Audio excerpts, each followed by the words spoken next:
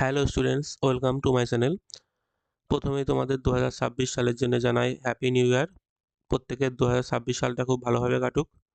দেখো, আজকে আমরা ম্যাথের প্র্যাকটিস সেট সলভ করার জন্য আমরা যে সায় প্রকাশনী থেকে যে পিডি একটা প্র্যাকটিস সেট দিয়েছিল, সেই প্র্যাকটিস সেটের আমরা প্রথম সেট নাম্বার 1-এর প্রবলেমগুলো সলভ করব। দেখো, এটা তোমরা পেজ নাম্বার 12-এ পেয়ে যাবে।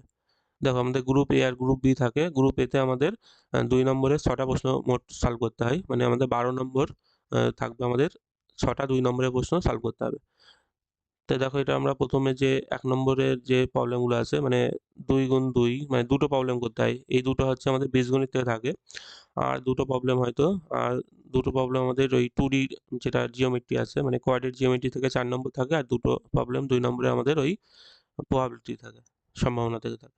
মোট আমাদের এই 4 4 4 মানে 3টে 4 মানে 12 নম্বর থাকবে আমাদের 2 নম্বরের প্রবলেম। আর যেটা ক্লাস 12 এর সেমিস্টার 4 এর যে নিয়ম অনুযায়ী আমাদের প্রত্যেকটা প্রশ্নে একটা করে অথবা থাকার কথা। কিন্তু তোমাদের ক্লাস 11 এ কি করবে জানি না, যদি স্কুল টিচাররা বলতে পারবে, মানে প্রত্যেকটা অল্টারনেট থাকবে কিনা। যেমন এই বইটা যখন পাবলিশ করেছিল তখন নিয়ম ছিল না, কিন্তু পরে নিয়ম করেছে আমাদের 4 সেমের প্রত্যেকটা প্রবলেমের একটা করে অর থাকবেই। মানে যদি আমাদের 6টা প্রবলেম সলভ করতে হয়, তার জন্য আমাদের 6 ডবল মানে 12টা প্রবলেম দেওয়ার কথা। সেটা তোমাদের ফলো করবে কিনা জানি না, কিন্তু আমাদের প্রত্যেকটা প্রবলেম এখানে আমরা সলভ করব। আর প্রত্যেকটা ইম্পর্টেন্ট প্রবলেমই এখানে দেওয়া আছে। তার জন্য ধরো আমরা প্রত্যেকটা প্রবলেমই সলভ করছি। দেখো, প্রথম যে প্রবলেমটা রয়েছে, বলছে 3x মাইনাস 5/x³ তার পাওয়ারে 8 আছে। এই দ্বিপদ বিস্তৃতির মানে আমাদের x বর্জিত পদ পর্যন্ত বিস্তৃত করতে হবে, মানে ভাঙাতে হবে। তাহলে আমাদের প্রবলেমটা কি ছিল? 3x মাইনাস 5/x³ এর পাওয়ারে আছে 8। তাহলে দেখো, একটা দ্বিপদ বিস্তৃতি ভাঙালে কতগুলো টার্ম পাই? যেহেতু 8 পাওয়ারে রয়েছে, তাহলে ভাঙালে আমাদের 9টা টার্ম হবে। মানে যতগুলোর ভাঙায় আমরা একটা পদ বেশি পাই। মানে যদি আমাদের এই a প্লাস এক্স তার পাওয়ারের n এটার ভাঙাতাম, তা ভাঙালে আমাদের কতগুলো টার্ম পাই, মানে কতগুলো পদ পাই? একটা পদ বেশি পাই, n প্লাস 1 খানা টার্ম হবে। তাহলে এখানে যদি আমরা পুরো ভাঙাতাম, মানে এই প্রবলেমটা, তাহলে আমরা 9টা পদ পেতাম। কিন্তু আমাদের বলেছে এখানে x বর্জিত পদ পর্যন্ত, মানে যেখানে গিয়ে আমাদের x যুক্ত পদ থাকবে না, মানে x যখন ক্যান্সেল হয়ে যাবে সেই জায়গাটা আমাদের থেমে যেতে বলেছে। তাহলে প্রথমে আমাদের a প্লাস এক্স এর যেটা সূত্র ছিল, কি ছিল? a প্লাস এক্স পাওয়ার যদি n, এটা আমাদের দ্বিপদ বিস্তৃতি ভাঙাতাম, তাহলে সূত্র ছিল প্রথমে আমাদের a two the power n হতো, তারপরে nc1। আর প্রথম যে টার্মটা আছে মানে এর একটা করে পাওয়ার আমাদের কমতো, মানে n-1 হতো। আর ওর এক করে পাওয়ার বাড়তো, তাই তো? মানে এখানে 1 থাকলে এখানেও সেই 1 হয়। তারপরে আমাদের সেই nc2 হতো, a টু দি পাওয়ার আমাদের n-2 হয়, আর এখানে x²। মানে এখানে যত বিয়োগ হবে এখানে ততই হয়, আবার এখানে nc তত হয়। এইভাবে মনে রাখতে পারো। এইভাবে ডট ডট করে শেষ পদটা কত হতো? আমাদের ওই x to the power n হতো। তাহলে a plus x to the power n এর ভাঙালে আমাদের এমন একটা ফর্মুলা হয়। তাহলে এখানে সেইভাবে ভাঙাচ্ছি। ধরো, প্রথমে আমাদের এখানে 3x আছে, এর মতো কাজ করছে। আর এখানে মাইনাস থাকলে মাইনাসটা কাউন্ট করে নেবে। তাহলে x এখানে কোনটা কাজ করছে? মাইনাস অফ এটা। মানে বলতে পারছি আমাদের প্রথমে হবে আমাদের ওই 3x, তার পাওয়ার হবে আমাদের 8, যেহেতু আমাদের n এর মান 8 ছিল।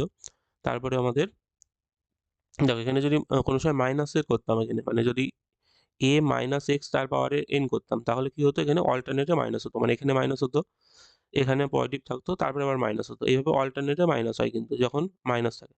তাহলে এখানে দ্বিতীয় পদের সময় এখানে এটা মাইনাস দেবো। তাহলে এখানে তারপরে কত হবে? আমাদের ওই nc1 প্রথমে, তারপরে হবে আমাদের ওই 3x, n হচ্ছে এখানে 8 ছিল না, n হচ্ছে 8। তাহলে 8c1, তারপরে আমাদের 3x পাওয়ার হবে আমাদের 7, মানে এর পাওয়ার 1 করে কমবে। আর এখানে আমাদের যেটা ছিল ওই 5/x³ এটার পাওয়ার 1 হবে প্রথমে। তারপরে যেটা দ্বিতীয় পদের সময় কত হবে? 8c2 হবে। আর এখানে 3x এর পাওয়ার কত হবে? 7 ছিল মানে 6 হবে। আর এখানে হচ্ছে এই 5/x³ তার হচ্ছে স্কয়ার। তারপরে এখানে আবার মাইনাস হবে। তাহলে যখন কোনো সময় মাইনাসের দেখবে, মানে এমন যদি থাকে a মাইনাস এক্স তার পাওয়ার n, এটা ভাঙানোর সময় আমরা প্রথমে a টু দি পাওয়ার তো n হয়, এখানে মাইনাস হবে, তারপরে এখানে পদ যা হোক এখানে প্লাস হবে, তারপর আবার এখানে পদের পরে মাইনাস, মানে অল্টারনেটে প্লাস মাইনাসটা হয়ে যায়। তাহলে সেভাবে আমরা এটা ধরো লিখেছি। তাহলে এখানে মাইনাস হয়েছে, আবার এখানে প্লাস, আবার এখানে মাইনাস। তাই দেখো, এর পরের পদগুলো না আমাদের ভাঙানোর দরকার নেই। যদি দেখো এখানে ক্যালকুলেট করো, এইটা কত হচ্ছে? x টু দি পাওয়ার 6 হচ্ছে। আর নিচের এটাও যখন স্কয়ার ভাঙাবো আমরা, ওই x টু দি পাওয়ার 6ই নিচে হবে, তাই ক্যান্সেল হয়ে যাবে। মানে আমাদের এটার পুরো এই 9টা পদ না লিখে শুধু এই 3টে পদ লিখলেই হয়ে যাচ্ছে। আমাদের বলেছিল x বর্ধিত পদ পর্যন্তই বিস্তৃত করতে হবে। তাহলে এটাই আমাদের ক্যালকুলেট করতে হবে। আর দেখো এখানে এই 3 টু দি পাওয়ার 8 যেটা আছে এগুলো তো আমাদের বের করা যাবে না, মানে যদি ক্যালকুলেটর না দেয়। তার জন্য এইভাবে রেখে দিতে পারবে কিন্তু, মানে তুমি 3 টু দি পাওয়ার 8 বলতে পারো, তার সঙ্গে থাকবে x8 মানে x টু দি পাওয়ার 8, তারপরে 8c1। দেখো 8c1 এর মান কত হবে? 8c1 এর মান আমাদের 8 হয়। তাহলে 8 হচ্ছে, তার সঙ্গে গুণ থাকবে ওই 3 টু দি পাওয়ার 7, আর তার সঙ্গে একটা পাস ছিল না, এখানে একটা পাস ছিল, এই পাস। আর এক্স এর পাওয়ার গুলো দেখো, এটা 7 ছিল এক্স টু দি পাওয়ার 7, আর নিচে ছিল এক্স কিউ এটা, তাহলে কত হবে? এক্স টু দি পাওয়ার 4 হবে। দেখো তারপরে আমাদের এই 8c2 কত হয়? দেখো 8c2 বের করে নিতে পারো। 8c2 কি করে ভাঙায়? দেখো কম্বিনেশন ভাঙানোর সময় প্রথমে যেটা উপরে থাকে, মানে 8 আছে, 8 এর ফ্যাক্টোরিয়াল হয়, আর নিচে হয় আমাদের যেটা নিচে থাকে, প্রথমে 2 আছে, 2 এর ফ্যাক্টোরিয়াল, আর এদের বিয়োগফল মানে 8 মাইনাস 2 এটা হবে 6 এর ফ্যাক্টোরিয়াল, এমন হয়। তাহলে 8 ফ্যাক্টোরিয়াল বলতে পারি আমরা 8 ইন্টু 7 ইন্টু 6 ফ্যাক্টোরিয়াল, আর নিচে 2 ফ্যাক্টোরিয়াল মানে 2 ইন্টু 1 মানে 2ই হবে, আর 6 ফ্যাক্টোরিয়াল রাখলাম। তো এটা কেটে যাচ্ছে, তাহলে 2 দিয়ে 8 কাটলে 4 হবে, মানে 28 হচ্ছে। তাহলে 8c2 দেখলাম এটার আমাদের 28 হয়, তাহলে এখানে প্লাস 28। এরপরে কি থাকছে আমাদের? এই 3x তার পাওয়ারে 6 আছে, মানে 3 টু দি পাওয়ার 6 হবে, আর এই 5-এর স্কয়ার আছে এখানে, দেখো 5-এর স্কয়ার মানে আমাদের 25 হবে। আর তার সাথে x এর পাওয়ারগুলো ভাবো, x এর পাওয়ার এখানে x টু দি পাওয়ার 6 আছে, আর এখানে ওই x টু দি পাওয়ার 6 ছিল না, তাহলে x যুক্ত পদ এখানে ছিলই না, আর তারপরে টার্মটা আবার মাইনাস দিয়ে থাকবে। তাহলে আমাদের এখানে ভাঙাতে বলেছিল x বর্ধিত পদ পর্যন্ত, যেটা হচ্ছে আমাদের এটা। এবার দেখো এটা আমাদের ক্যালকুলেটর না দিলে এই 3 টু দি পাওয়ার 8 সব বের করার দরকার নেই, তুমি এইভাবে রেখে দেবে পরীক্ষায় ক্যালকুলেটর না থাকার জন্য। তাহলে এখানে শুধু এই 5 8 গুণ করে যেগুলো পাচ্ছ এগুলো লিখে রাখতে পারো। 40, তার সঙ্গে গুণ থাকছে ওই 3 to the power 7 x to the power 4, তারপরে প্লাস আমাদের এইটা, মানে 28 আর 25 থাকছে, গুণ করতে পারো বা এমনই থাকুক। 28 গুণ 25 গুণ 3 টু দি পাওয়ার 6, তারপরে আবার মাইনাস হয়ে এমনভাবে চলবে। দেখো তারপরে অথবা যে প্রবলেমটা বলেছে, এত বিস্তৃতির শেষ দিক থেকে আমাদের r+1তম পদটা বের করতে হবে। দেখো কোনো সময় যদি শেষ দিক থেকে পদ বের করতে বলে, তাহলে দেখো প্রথমে আমরা কি ছিল, ওই 1 মাইনাস 3x তার পাওয়ারে n আছে না, তাহলে n কে ভাঙালে দেখলাম আমরা কতগুলো পদ পাই, তার থেকে একটা পদ বেশি পাই, মানে n+1 খানা পদ পাবো, মানে n আছে পাওয়ারে, এটাকে যদি ভাঙায় আমরা n+1 খানা পদ পাবো। আর শেষ দিক থেকে যত পদ বের করতে বলবে সেটা বিয়োগ করবে তার থেকে, মানে n+1 এর থেকে আমরা বিয়োগ করছি ওই r+1, r+1 করবে। এটা করলে আমরা কি পাবো? এটা করলে আমরা ওই প্রথম দিক থেকে কততম পদ হবে, মানে শেষ দিক থেকে পদ বের করে তো আমাদের লাভ নেই, আমাদের লাভ হচ্ছে প্রথম দিক থেকে কততম পদ থাকবে সেটা, মানে শেষ দিক থেকে r+1টা পদটা, প্রথম দিক থেকে কততম পদ, সেটা আমরা এই ফর্মুলা মানে এইভাবে তুমি বের করতে পারো। তাছাড়া তুমি এইভাবে দেখতে পারো 1 2 3 4 5 6 7, ধরো 7টা আমরা ভাঙিয়ে 7টা পদ পাচ্ছি, সেই দিক থেকে 3 নম্বর পদটা বের করতে হবে। তাহলে আমি বললাম কি হবে, প্রথমে 7টা পদ লিখবে, তার থেকে শেষ দিক থেকে যত পদ বের করতে হবে সেটা বিয়োগ করবে, +1 করবে। তাহলে এখান থেকে কত পাচ্ছি আমরা? 4 থেকে 1 যোগ 5, তাহলে এটা আমরা বলছি প্রথম দিক থেকে 5 নম্বর পদ থাকছে, দেখো 1 2 3 4 5। তাহলে এই জন্য আমাদের কোনো সময় যদি দেখো শেষ দিক থেকে পদ বের করতে বলছে, তখন কি করবে? প্রথমে দেখবে ভাঙালে কতগুলো পদ হবে, দেখলাম n+1 খানা পদ আছে, শেষ দিক থেকে কততম পদ বের করতে বলেছে সেটা বিয়োগ করবে, +1, শেষে কিন্তু এই +1টা করতে হবে, এটা মাথায় রাখবে। তাহলে আমরা দেখলাম এই শেষ দিক থেকে r+1তম পদটা প্রথম দিক থেকে এততম পদ, তাহলে এটা সিম্পলিফাই করলে কত হবে? এটা হচ্ছে আমাদের n+1 minus r minus 1 plus 1, তাহলে এটা 1 1 ক্যান্সেল হচ্ছে, তাহলে বলতে পারছি আমরা এটা হচ্ছে n মাইনাস r প্লাস 1। এবার দেখো দ্বিপদ বিস্তৃতির a প্লাস x তার পাওয়ার n এর সাধারণ যে পদ যদি বলি, বা tr প্লাস 1, সেটার ফর্মুলা কি ছিল? দেখো এটার ফর্মুলা ছিল tr প্লাস 1 এর ফর্মুলা ছিল প্রথমে ncr হয়, তারপরে a টু দি পাওয়ার হয় আমাদের n মাইনাস r, আর পরে হয় আমাদের x এর পাওয়ারে r, এমন হয়। তো এটা ছিল আমাদের ফর্মুলা। ওর জেনারেল টার্ম বের করার জন্যে, মানে a plus x two the power n এর যদি আমরা সাধারণ পদ বা tr+1 পদটা বের করি, সেটা আমাদের এই ফর্মুলা অনুযায়ী হয়। তাহলে আমরা এখানেও সেটাই বের করছি।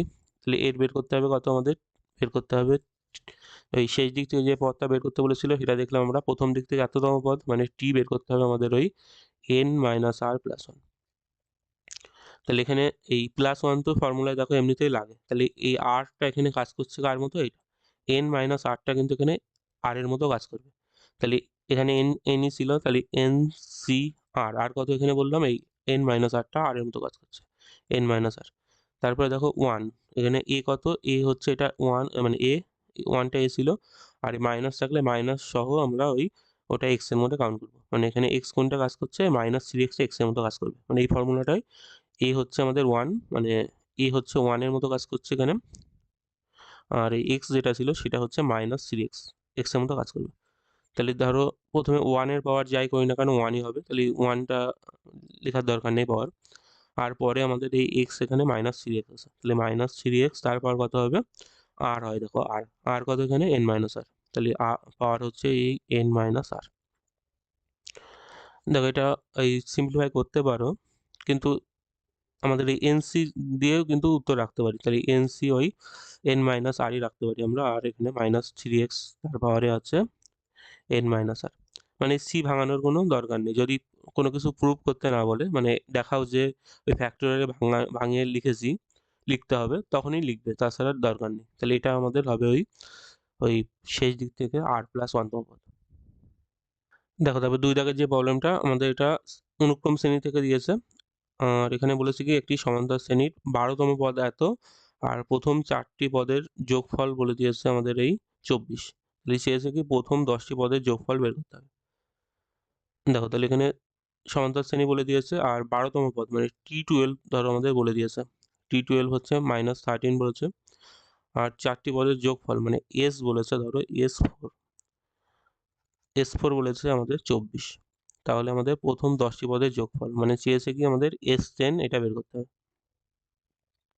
দেখো তোমরা যদি কেউ মানে অনুক্রম শ্রেণী ঠিকভাবে না করে থাকো, আমার প্লে লিস্টের থেকে দেখে নিতে পারো, ওখানে আমরা এই শ্রেণী অনুক্রম অধ্যায়টা কিন্তু পুরোপুরি কমপ্লিট করেছিলাম। আর সংক্ষিপ্ত একটা দুটো প্রবলেম হয়তো সিমিলার অঙ্কগুলো বাদ রেখেছিলাম, কিন্তু বর্ণনামূলকের প্রত্যেকটা প্রবলেম কিন্তু ইন ডিটেলসে সলভ করা আছে। তাহলে কারো যদি শ্রেণী অনুক্রম ভালোভাবে না করে থাকো, দেখতে পারো কিন্তু ভিডিওগুলো। তাই দেখো এখানে প্রথমে আমাদের টিএন এর ফর্মুলা কি ছিল, টিএন এর ফর্মুলা ছিল আমাদের ওই এ, প্রথম পদ যদি এ ধরি আমরা, আর কমন ডিফারেন্স যদি ডি ধরতাম, তাহলে এ তারপরে প্লাস n-1 ইন্টু ডি, এটা ছিল আমাদের সমান্তরাল প্রকৃতি, মানে ওই এপি সিরিজের সময় এই ফর্মুলা হতো। ডি হচ্ছে আমাদের কমন ডিফারেন্স মানে সাধারণ অন্তর, ই হচ্ছে আমাদের প্রথম পদ। তাহলে সেই অনুযায়ী ধরো আমরা এখানে প্রথম পদ জানি না, ডি জানি না, মানে এই হচ্ছে আমাদের প্রথম পদ, আর ডি হচ্ছে সাধারণ অনুপাত, না সাধারণ অনুপাত না, এটা ওই হচ্ছে কমন ডিফারেন্স মানে সাধারণ অন্তর।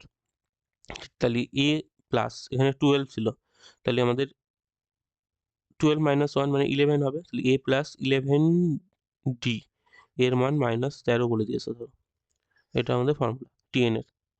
তাহলে এখানে আর S4 বলেছে, এসএন এর ফর্মুলাও ছিল, এসএন এর ফর্মুলা কেমন ছিল, এসএন এর ফর্মুলা ছিল আমাদের n/2, তারপরে হয় আমাদের 2a, তারপরে n-1 ইন্টু ডি, এটা ছিল আমাদের এসএন। এসএন মানে যোগফলটা বোঝায়, এখানে 4টি পদের যোগফল বলেছে, যোগফলের সময় আমরা এসএন বলি, আর এসএন মানে হচ্ছিল আমাদের n/2, তারপরে 2a n-1 ইন্টু ডি। তাহলে সেই অনুযায়ী এখানে n হচ্ছে 4, তাহলে 4/2 হবে, তারপরে হচ্ছে আমাদের 2a, এ হচ্ছে আমরা প্রথম পদে ধরেছি এ, আর হচ্ছে 4-1 মানে 3d এর মান বলে দিয়েছে 24। তো ধর এখান থেকে সিম্পলিফাই করলে 2 দিয়ে এটা 2 হচ্ছে, 2 ওদিকে 24-এর সঙ্গে ক্যান্সেল করলে 12 পাচ্ছি আমরা। তাহলে এখানে বলতে পারছি 2a প্লাস 3d এটার মান হবে 12। তাহলে এটা ধরো 1 নম্বর সমীকরণ আছে, এটা আমরা 2 নম্বর সমীকরণ দিলাম। তাহলে এর থেকে আমরা ওই এর মান ডির মান এগুলো বের করবো, মানে আমাদের S10 চেয়েছিল লাস্টে। তাহলে এখান থেকে ধরো আমরা 1 নম্বর সমীকরণকে 2 দিয়ে গুণ করছি ধরো, তাহলে আমরা 1 ইন্টু 2 করছি, তার থেকে বিয়োগ করছি ধরো এই 2, তো এটা করলে আমরা এই এ ক্যান্সেল হয়ে যাবে। তাহলে এখান থেকে 1 নম্বর সমীকরণকে প্রত্যেকে 2 দিয়ে গুণ করেছি, 2 দিয়ে গুণ করার জন্য 2a হবে, আর 11 ছিল, 11 2 22 হচ্ছে, তাহলে 22d হবে, তার থেকে বিয়োগ করছি আমরা এই টার্মটা। তাহলে এখানে ছিল আমাদের 2a মাইনাস 3d, এটার মান হচ্ছে ওই প্রথমে এটাকে গুণ করেছিলাম 2 দিয়ে, তাহলে 13 2 মানে -26, তার থেকে বিয়োগ হচ্ছে 12, মানে আমরা অপনয়ন করলাম।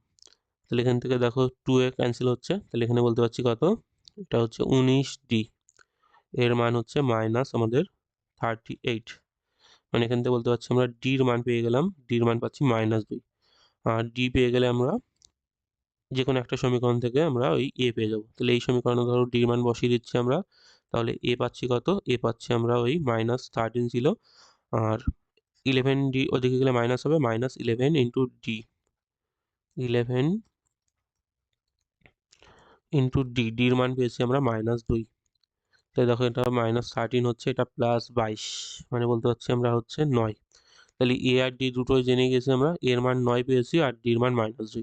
তাহলে আমাদের চেয়েছিল প্রথম 10 এবারের যোগফল, মানে এস চেন চেয়েছিল, এস চেনও সেই একই হবে 10/2 2a, 2a, এ হচ্ছে আমাদের 9, তারপরে হয় আমাদের n-1, তাই 10 - 1 মানে 9 ইন্টু ডি, ডি হচ্ছে -2। তাই দেখো এখান থেকে 10/2 মানে 5 হচ্ছে, আর এটা 9 2 18 হচ্ছে, এটাও -18 হচ্ছে।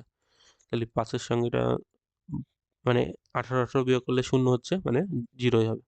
তাহলে প্রথম 10টি পদের যোগফল কত হবে, সেটা আমাদের এই 0ই হবে। দেখো তাহলে প্রথম দুটো প্রবলেম দেখলাম আমরা ওই অ্যালজেব্রা থেকে, মানে বীজগণিতে থাকছে, তারপরে দুটো প্রবলেম আমরা ওই 2D জিওমেট্রি থেকে পাচ্ছি। এখানে প্রথম একটা সরলরেখা থেকে প্রবলেম দিয়েছে, এখানে দিয়েছে কি এত এত দুটো বিন্দু দিয়েছে, তার সংযোগ সরলরেখা এত এত বিন্দুর সংযোগ সরলরেখা সমান্তরাল। তাহলে এখান থেকে এ বের করতে হবে। তাই দেখো কোনো দুটো বিন্দু জেনে গেলে আমরা ওর ওই সরলরেখার আমরা পূর্ণতা বা ওর স্লপটা কিন্তু আমরা বের করতে পারি। স্লপের ফর্মুলা যেটা এম ছিল, এম এর মান কি করে পাই, সেটা ছিল আমাদের del y/del x, মানে y এর চেঞ্জ আর x এর চেঞ্জ, বা বলতে পারি আমরা y2 - y1 আর হচ্ছে আমাদের x2 - x1। তো এটা হচ্ছে প্রবণতা বা ওই নতি বের করার সময় আমরা ইউজ করি।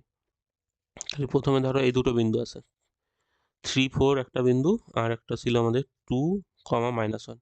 তাহলে এই দুটো বিন্দু দিয়ে যে সরলরেখাটা পাবো, তার প্রবণতা যদি আমরা m1 ধরি, সেটা কি করে পাবো, সেটা হচ্ছে আমাদের এটা প্রথম, এটা x1, এটা y1, আর এটা হচ্ছে ছিল আমাদের x2, এটা y2। তাহলে ফর্মুলা বললাম কি, আমাদের y2 - y1 হবে, আর নিচে x2 - x1 হবে। তাহলে y2 হচ্ছে কত, এখানে y2 হচ্ছে -1, আর হচ্ছে y1, এটা y1 এর মান 4 ছিল, তাহলে 4 হচ্ছে, আর নিচে হচ্ছে আমাদের x2, x2 হচ্ছে 2, 2 থেকে বিয়োগ হচ্ছে আমাদের 3, তাহলে উপরে হচ্ছে আমাদের -5, নিচে হচ্ছে -1, তাহলে এটা 5 হচ্ছে। তাহলে প্রথমে কি বের করলাম আমরা, এই দুটো বিন্দু ছিল এটা, তাদের থেকে মানে তাদের সংযোগ সরলরেখার প্রবণতা হচ্ছে এটা 5। একইভাবে পরে ছিল আমাদের a, -2 একটা বিন্দু, আর একটা হচ্ছে ওই 4, -a। তাহলে এই দুটো বিন্দু থেকে মানে বিন্দুর সংযোগ সরলরেখার প্রবণতা যদি আমরা m2 বলি, সেটাও সে একইভাবে আমরা পাবো। প্রথমে হবে আমাদের এই -a, মানে y2 - y1, y1 ছিল দেখো -2, তাহলে -2 বলতে পারি, আর হচ্ছে x2 হচ্ছে এখানে 4 ছিল, তার থেকে a বিয়োগ। তাই দেখো এখানে পাচ্ছি আমরা -a+2, আর নিচে হচ্ছে 4 - a। তাই দেখো এখানে বলেছিল কি সংযোগ সরলরেখা দুটি সমান্তরাল, যদি সমান্তরাল হয় তাহলে আমাদের এই প্রবণতা দুটোর গুণফল কি মানে ইকুয়াল হয়, মানে বলতে পারবো প্যারালাল হলে, সমান্তরাল হলে m1 আর m2 ইকুয়াল হবে সমান্তরাল হলে। আর যদি ওরা লম্ব হতো তাহলে কি করতাম, ওই m1 আর m2-র গুণফলটা -1 হতো। তাহলে কোনো সময় যদি বলতো সরলরেখা যদি পরস্পর লম্ব, তাহলে কি করতাম আমরা এই m1 আর m2-র গুণফল -1 করতাম, আর এর ক্ষেত্রে আমাদের ইকুয়াল হবে। দেখো তাহলে এখানে আমাদের সমান্তরাল বলেছিল, মানে আমরা ওই m1 আর m2 ইকুয়াল করবো। তাহলে m1 এর মান ছিল আমাদের 5 পেয়েছিলাম, m1 এর মান 5, তাহলে 5 ইকুয়াল হবে আমাদের এইটা, m2 এর মান পেয়েছিলাম -a+2 বাই এই 4 - a। তাহলে এখান থেকে আমাদের এর জন্য সলভ করলে হয়ে যাবে। তাহলে আমরা গুণ করছি, প্রথমে হচ্ছে কত, 4 5 20 হচ্ছে, -5a ইকুয়াল হচ্ছে -a+2, বা বলতে পারছি এদিকে আসলে প্লাস হয়ে যাবে, মানে -4a, এর মান হচ্ছে ওদিকে গেলে মাইনাস হচ্ছে 2 এর থেকে 20 বিয়োগ মানে 18। তাহলে এখান থেকে বলতে পারছি আমরা 4a এর মান 18 হচ্ছে, বা এর মান হচ্ছে কত, এর মান হবে আমাদের 9/2। তাহলে এ হচ্ছে আমাদের 9/2। দেখো তারপর 2 দাগের যে প্রবলেমটা বলেছে, একটা অধিবৃত্ত দিয়েছে, দিয়ে বলেছে দুটো সরলরেখা আছে, তাদের ছেদবিন্দুগামী, আর ওই অধিবৃত্তটার মানে যে অধিবৃত্ত হবে সেটা বের করতে হবে প্রথমে, তার নাভির স্থানাঙ্ক আর নাভিলম্বের দৈর্ঘ্য বের করতে হবে। তাহলে প্রথমে এই দুটো সরলরেখার ছেদবিন্দুগামী, কোনো সময় যদি দেখো দুটো সরলরেখার ছেদবিন্দুকে বলেছে, মানে কি ওদের সমাধান করে x y এর মান যেটা পাবে সেটা ওর হচ্ছে ছেদবিন্দুটা পেয়ে যাবে। তাহলে প্রথম সরলরেখা ছিল আমাদের 3x + y, ধরো পাঁচ দিকে দিলাম, -5 হচ্ছে, আর এটা হচ্ছে x প্লাস 3y, -1 ছিল, ওদিকে গেলে +1 হচ্ছে। তাহলে এখান থেকে ধরো আমরা ওই y ক্যান্সেল করছি, তাহলে এখানে 3 দিয়ে গুণ করবো আর এটাকে 1 দিয়ে গুণ করছি। তাই 3 দিয়ে গুণ করলে এটা হবে 9x প্লাস হচ্ছে আমাদের 3y, এটার মান হচ্ছে -15, আর 1 দিয়ে হচ্ছে আমাদের x প্লাস 3y এর মান 1। তাহলে এখান থেকে মাইনাস করলে minus minus minus 3y cancel হচ্ছে, তাহলে এখানে হচ্ছে আমাদের 8x। তাহলে 8x এর মান হচ্ছে -16, এখান থেকে x এর মান পেয়ে যাচ্ছি আমরা 16/8 মানে -2। তাহলে x এর মান পেয়ে গেছি, যে কোনো একটা সমীকরণে বসালে আমরা y পেয়ে যাবো। এখানে বসিয়ে দিচ্ছি, ধরো 3 ইন্টু x এর মান ছিল -2 প্লাস y, এর মান ছিল -5, এখান থেকে দেখো y এর মান পাচ্ছি আমরা -5, আর এদিকে 3 দুগুণে 6 প্লাস 6 হবে, ওদিকে গেলে 1 হচ্ছে। তাহলে আমরা x আর y এর মান পেলাম, যেটা সেটা হচ্ছে ছেদ বিন্দু। তাহলে ছেদ বিন্দু কি হচ্ছে ওই -2, 1। তাহলে যে অধিবৃত্তের সমীকরণ দিয়েছিল এটা y² সমান আমাদের 4ax, তাহলে এত ছেদ বিন্দু মানে এই বিন্দু দিয়ে পাস করে, এটা বলেছে না অধিবৃত্তটা এত এত সরলরেখা ছেদ বিন্দু গামী হলে মানে ওই ছেদ বিন্দু দিয়ে পাস করে। তাহলে কোনো পয়েন্ট যদি জেনে যাও কোনো একটা কার্ভের উপরে রয়েছে, মানে এই অধিবৃত্তের উপরে রয়েছে, মানে এটা দিয়ে এই ইকুয়েশনটা স্যাটিসফাই করবে, মানে এক্স ওয়াই এর জায়গায় আমরা বসাতে পারবো এটা। তাহলে এখানে ওয়াই এর মান কত ছিল, 1 ছিল, আর এক্স এর মান -2। তাহলে আমরা এখানে বসিয়ে দিচ্ছি পয়েন্টটা। তাহলে এখানে ওয়াই এর জায়গায় যদি 1 বসাই, তাহলে 1 তার স্কয়ার হচ্ছে, এটা ইকুয়াল হচ্ছে 4 এ, এক্স এর মান কত ছিল -2। তাই দেখো এখান থেকে আমরা মানে 1 ইকুয়াল বলতে পারছি এখানে হবে কত, এটা হচ্ছে -8, বা এর মান বলতে পারছি আমরা, এর মান হচ্ছে আমাদের 1/8। তাই দেখো সরলরেখা মানে অধিবৃত্তের সমীকরণটা কেমন হবে, ছিল আমাদের y² = 4ax। তাহলে এখানে এর জায়গায় মান বসিয়ে দেবো, তাহলে y² = আমরা 4 ইন্টু এর মান পেয়েছি আমরা 1/8 ইন্টু x, বা বলতে পারছি আমরা মাইনাস হচ্ছে হাফ এক্স। তাই দেখো এটা আমাদের অধিবৃত্তের সমীকরণ পেয়ে গেলাম। এই অধিবৃত্তের আমাদের নাভির স্থানাঙ্ক চেয়েছে আর নাভিলম্ব দৈর্ঘ্য চেয়েছে। তাই দেখো মানে অধিবৃত্তের সমীকরণ কেমন হলো, এমন হচ্ছে y² = -1/2x। তাই দেখো এটা দেখতে কেমন, অধিবৃত্তের সমীকরণ বলেছিলাম এমন দেখতে হয়, মানে y² = 4ax এমন হতে পারে, কিংবা যদি মাইনাস দেখো এখানে মাইনাস হয়, কিন্তু এ এখানে ইউজ করেছিল না, অঙ্কটা করার সময় দেখো স্মল এ ইউজ করেছে, তার জন্য আমরা ক্যাপিটাল এর সঙ্গে তুলনা করব। তাহলে আমরা যখন এই অধিবৃত্তের সমীকরণটা তুলনা করব, সেটা এর সঙ্গে তুলনা করব। y² = -4 ক্যাপিটাল এ নিলাম, ধরো ক্যাপিটাল এ এক্স, তাহলে এর সঙ্গে তুলনা করলে আমরা ওই এগুলো পেয়ে যাবো। তাহলে এখানে আমাদের এই 4 ক্যাপিটাল এ, এটার মান কত হচ্ছে, হাফের সঙ্গে ইকুয়াল হচ্ছে এই যে -4 এ, এটার মান এটার সঙ্গে ইকুয়াল হচ্ছে। তাহলে এখান থেকে আমরা এই এর মান পেয়ে যাচ্ছি, এর মান কত হচ্ছে 1 আমাদের ওই 8। তাই দেখো এটা y² যদি স্কেচ রাখো তাহলে কোন দিকে হবে, ওয়াই এর দিকে হলে বলেছিলাম এদিকে বা এদিকে হয়, কিন্তু এখানে যেহেতু নেগেটিভ রয়েছে মাইনাস রয়েছে, তার জন্য আমাদের এদিকে হবে মুখ, মানে এই দিকে হবে ওর মুখটা। তাহলে এর হচ্ছে নাভির স্থানাঙ্ক এমন জায়গায় একটা পয়েন্ট হবে, নাভির স্থানাঙ্ক চেয়েছে আর নাভিলম্বের দৈর্ঘ্য চেয়েছিল, এই দুটো চেয়েছে আমাদের। তাহলে নাভির স্থানাঙ্ক কত হবে, এর ক্ষেত্রে হবে আমাদের ওই -a,0, কিন্তু এখানে আমরা ক্যাপিটাল এ নিয়েছিলাম, সেই জন্য হবে আমাদের -A,0। তাহলে প্রথমে যেটা চেয়েছিল নাভির স্থানাঙ্ক, নাভি মানে এই পয়েন্টটা, তাই নাভির স্থানাঙ্ক হচ্ছে আমাদের ওইটা -A,0। যেহেতু ওয়াই এর দ্বিঘাত থাকলে আমাদের কার্ভটা এদিকে এদিকে হয়, আর এক্স এর দ্বিঘাত থাকলে হয় এদিকে হতো না এদিকে হতো, নেগেটিভ থাকলে নিচে হবে, পজিটিভ থাকলে উপরে। এখানেও পজিটিভ থাকলে এদিকে থাকতো, নেগেটিভ হয়েছে বলে এইদিকে হচ্ছে। আর এর ক্ষেত্রে নাভির স্থানাঙ্ক হবে আমাদের -A,0। তাহলে মাইনাস এর মান পেয়েছিলাম আমরা কত, এই মাইনাস মানে এটা ছিল 1/8 এর মান, তাহলে -1/8 হচ্ছে 0, এটা হচ্ছে নাভির স্থানাঙ্ক। আর নাভিলম্বের দৈর্ঘ্য সবসময় 4 এ হবে, যেহেতু আমরা ক্যাপিটাল এ নিয়েছি, তাহলে নাভিলম্বের দৈর্ঘ্য হচ্ছে ক্যাপিটাল 4 এ, আর 4 ইন্টু এ হচ্ছে কত, এর মান ছিল 1/8। তো দেখো এর মান হচ্ছে আমাদের ওই 1/2। তাহলে এটা হচ্ছে নাভিলম্বের দৈর্ঘ্য, এটা হচ্ছে আমাদের নাভির স্থানাঙ্ক। দেখো তারপরে অথবার প্রবলেমটা বলছে দুটো উপবৃত্ত দিয়েছে আমাদের, মানে ইলিপস দিয়েছে, যার উৎকেন্দ্রতা মানে ই যেটা, সেটা যদি ইকুয়াল হয় বলেছে, মানে একই যদি হয়, মানে সেম হয় যদি ইর মানটা, তাহলে আমাদের এটা দেখাতে হবে। তাহলে একটা উপবৃত্ত যেটা ছিল x² / a² plus y² / b², এটার মান 1 ছিল, এই উপবৃত্তের উৎকেন্দ্রতা এটা ই হয়, সেটা কি হয়, সেটা ফর্মুলা ছিল আমাদের 1 মাইনাস মানে √1 মাইনাস আমাদের B square by A square, এমন হতো। এটা হচ্ছে তাহলে আমাদের এই এই উপবৃত্তের উৎকেন্দ্রতা। দেখো একইভাবে দ্বিতীয় যে উপবৃত্ত বলেছে মানে x square by P square plus আমাদের y square by q square equal 1, এই উপবৃত্তেরও উৎকেন্দ্রতা বলেছে একই হবে না, তাহলে এটাও ই বলতে পারি আমরা। সেই ইর মান কি হবে, এটা আমরা ওই এর মতো কাজ করতে পারি, এটা আমাদের বির মতো কাজ করছে, তাহলে 1 মাইনাস প্রথমে বি স্কোয়ার হয়, বি মানে এখানে কিউ, কিউ স্কোয়ার বাই আমাদের ওই পি স্কোয়ার।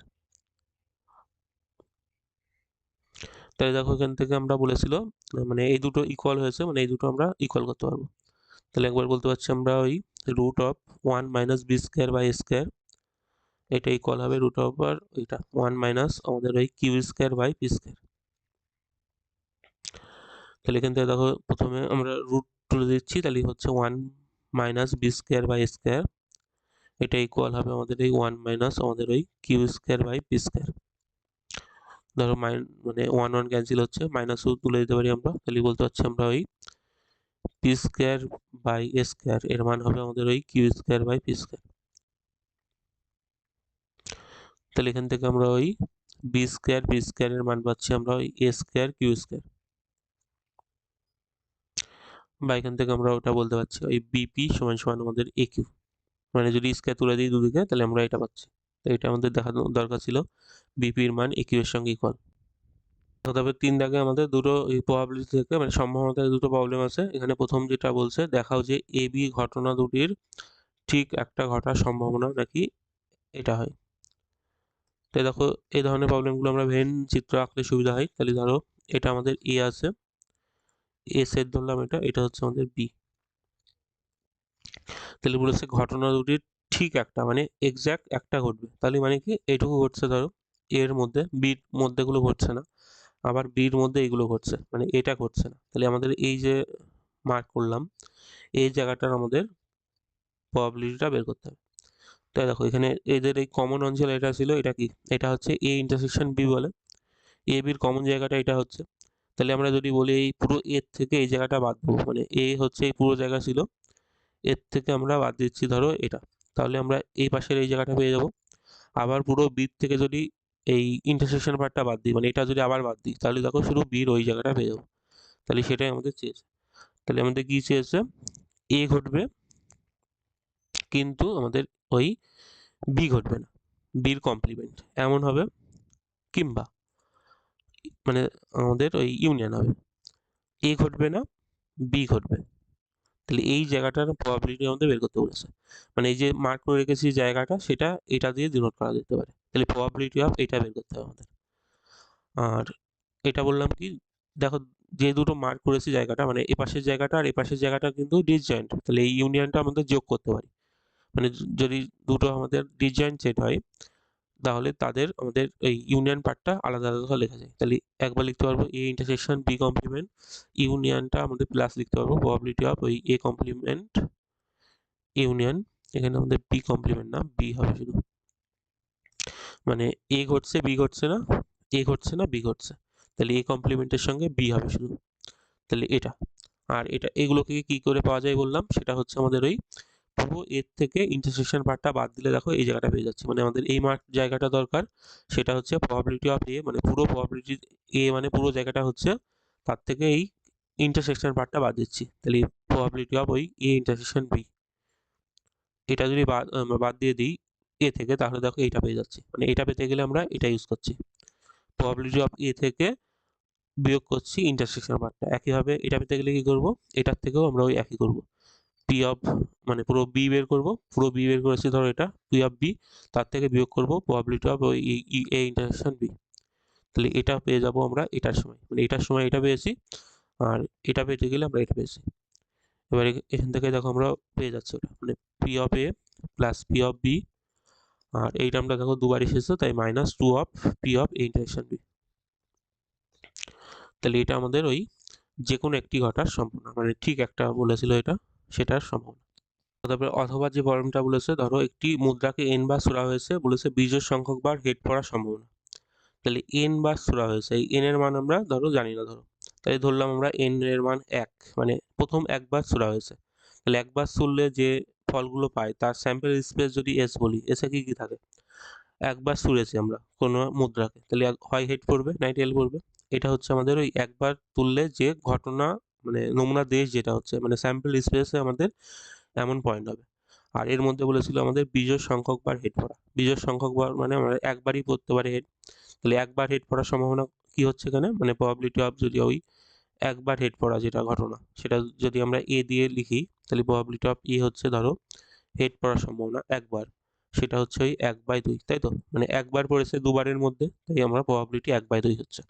তাহলে একের ক্ষেত্রে দেখলাম আমরা ওই যে নির্ণয় প্রবাবিলিটি, মানে এ দিয়ে আমরা কি ডিনোট করছি, এই বিজোড় সংখ্যক বার হেড পড়ার ঘটনা, সেটা আমরা এ দিয়ে লিখেছি ধরো।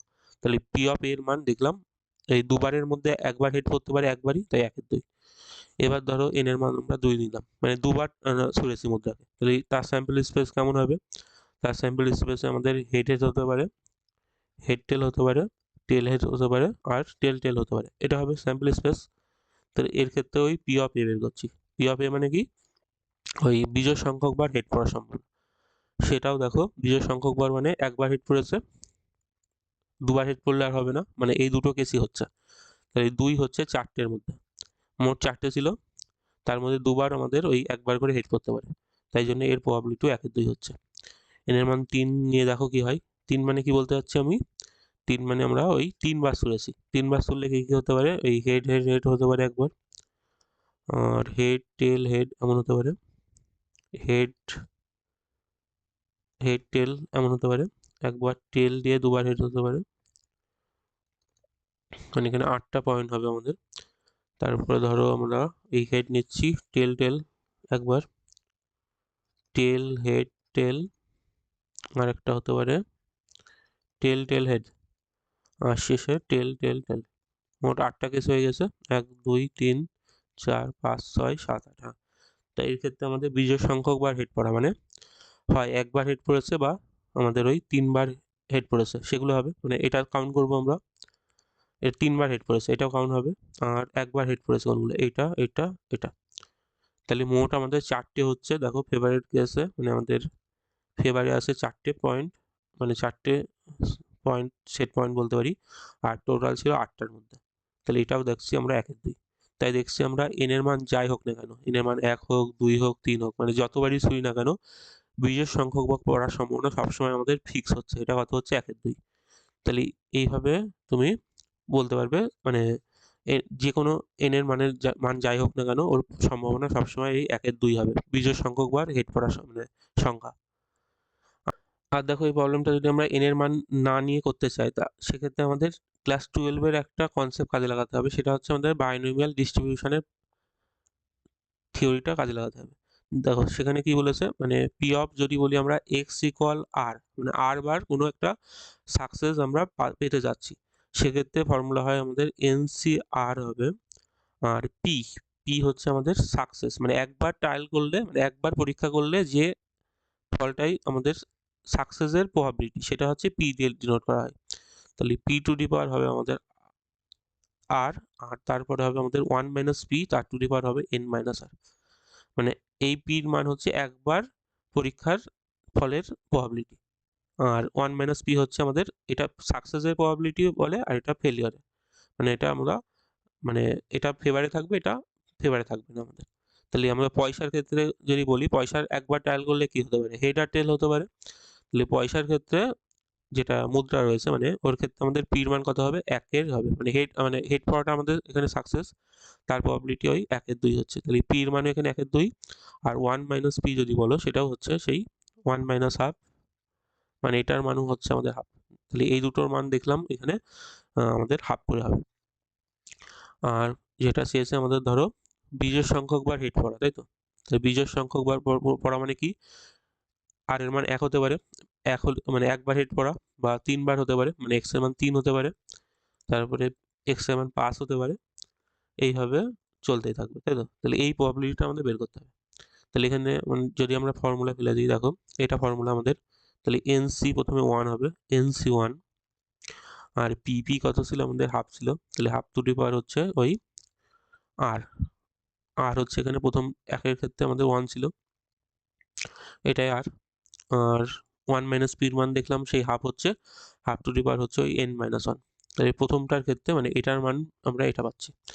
একইভাবে NC 3 হবে, তারপরে হাফ টু দি পাওয়ার হয়ে যাবে আমাদের ওই 3, আর এটা হাফ টু দি পাওয়ার হচ্ছে n মাইনাস 3, মানে এখানে যত বিয়োগ হচ্ছে পাওয়ারে দেখো তেমনই হয়।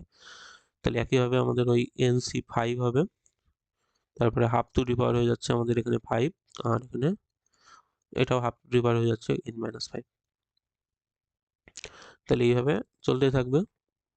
তাহলে ধরো এখানে প্রত্যেকটা এই টার্মগুলো দেখো মানে এক আছে, এখানে n মাইনাস 1 সেমই আছে, মানে যদি গুণ করে দিই পাওয়ার যোগ হয়ে যাওয়ার জন্য আমাদের ওই হাফ টু দি পাওয়ার nই হয়ে যাবে, তাই না? মানে এই টার্মগুলো দেখো প্রত্যেকটা ওই সেমই হবে, মানে এইগুলো এইগুলো এগুলো প্রত্যেকটা ওই পাওয়ার যোগ হবে, যোগ হয়ে গেলে ওই মানে 3 সঙ্গে প্লাস 3 যোগ হয়ে যাবে, মানে এই 3 সঙ্গে প্লাস 3 মাইনাস প্লাসে কেটে যাবে।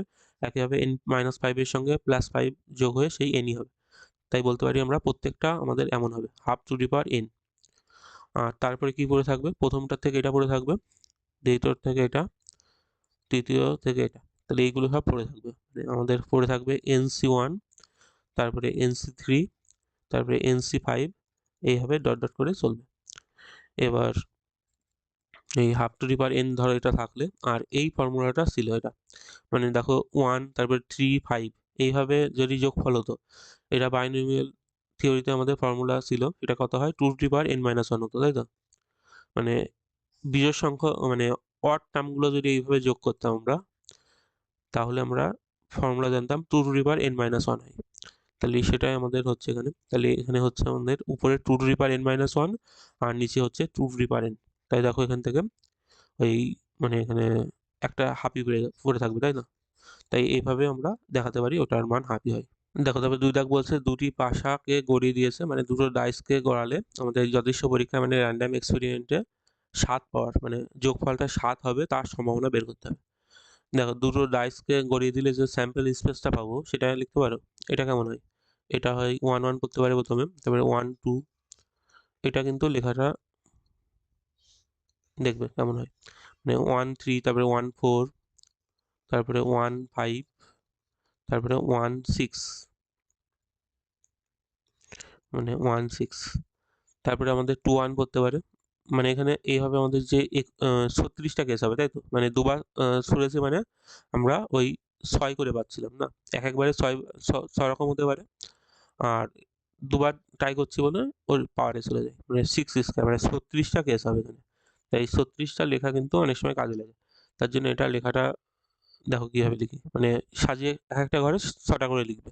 তাই 2 1 এর পরে 2 2, তারপরে হচ্ছে আমাদের 2 3, তারপরে 2 4, 2 5, 2 6, তারপরে আমাদের ওই 3 1,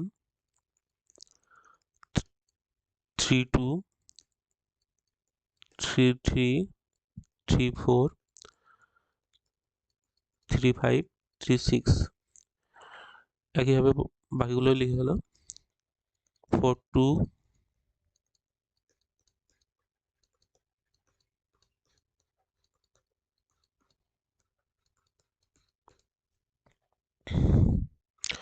তারপরে 5 1,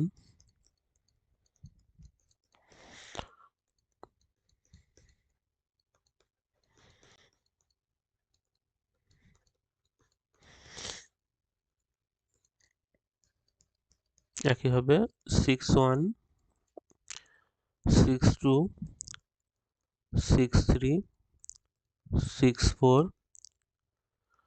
6 5, 6 6।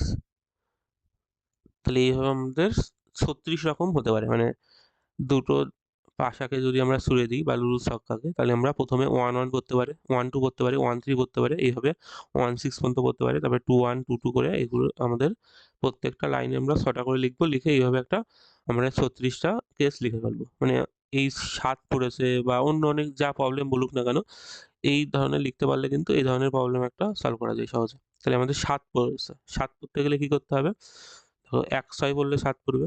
তো এইভাবে দেখো কোনগুলো যোগফল 7 হচ্ছে। তাই দেখো এটা 7 হবে, এটা 2 পাশে যোগ করলেও 7 হয়, 3 4, মানে এইভাবে লিখলে এই সুবিধা হচ্ছে তুমি যে কোনো একটা এই কোণা বরাবর দেখো ওইগুলো পেয়ে যাবে। তাহলে এটা হচ্ছে আমাদের এই কোণা। তাহলে এইগুলো দেখো প্রত্যেকটা ওই আমাদের ওই যোগফলটা 7 হবে। তারপরে 5, 2 এটার যোগফলও 7 হয়। তারপরে 6, 1 এর যোগফলও 7 হয়। তাহলে যদি স্যাম্পল স্পেস লিখতে বলে তাহলে তো এটা লিখতেই হবে আমাদের, আর যদি না বলে তুমি একটু ভেবে নিলেও ভাবতে পারো কোনগুলো ওই যোগফল 7 হবে। তাই দেখো আমাদের এই স্যাম্পল স্পেসে 36টা পয়েন্ট আছে, তাহলে এন অফ এস বলতে পারি, মানে এন অফ এস বলতে আমরা ওই স্যাম্পল স্পেসে কতগুলো আমাদের পয়েন্ট আছে সেটা বোঝাচ্ছি। সেটা কতগুলো হচ্ছে 36টা পয়েন্ট আছে, দেখলাম এভাবে 36টা আছে। আর ধরো এ দিয়ে আমরা এ ঘটনাটা বলছি ওই 7 পাওয়ার ঘটনা। 7 পাওয়ার ঘটনা ধরো আমরা এ দিয়ে ডিনোট করছি। তাহলে এন অফ এ কত হবে? N of A, N of A মানে বললাম ওই 7 কতগুলো কেসে পড়ছে। দেখো এন অফ এতে দেখলাম আমরা 1টা 2টো 3টে 4টে 5টা 6টা, 6টা আমরা ওই এন অফ এতে পাচ্ছি। মানে এ সেটটা যদি লিখতে বলতো তাহলে কি হতো, এ সেটটা হচ্ছে আমাদের এইগুলো। এ সেটে আছে আমাদের 1 6 পয়েন্ট, তারপরে হচ্ছে ওই 2 5 পয়েন্ট, তারপরে হচ্ছে ওই 3 4 পয়েন্ট, তারপরে হচ্ছে 4 3 পয়েন্ট, তারপরে ওই 5 2, আর শেষে হচ্ছে ওই 6 1। মানে 7 কিভাবে পড়তে পারে দেখলাম, 1 6 পড়লেও 7 হবে, 2 5 পড়লেও হবে, 3 4 পড়লেও হবে, 4 3 পড়লেও হবে, 5 2 পড়লেও হবে, আর 6 1 পড়লেও হবে। মানে এই কটা কেসেই কিন্তু আমরা ওই যোগফলটা 7 হতে পারে। তাই দেখলাম এখানে 6টা এমন কেস হচ্ছে। তাহলে আমরা প্রবাবিলিটি অফ এস এসেছিল মানে 7 পাওয়ার ঘটনা, সেটা কি হয় n of A by n of S, মানে আমাদের ফেভারে যেগুলো থাকবে আর টোটাল কেস। তাহলে ফেভারে কতগুলো আছে? 6টা আছে, তাই তো এইভাবে 6টা কেস আছে।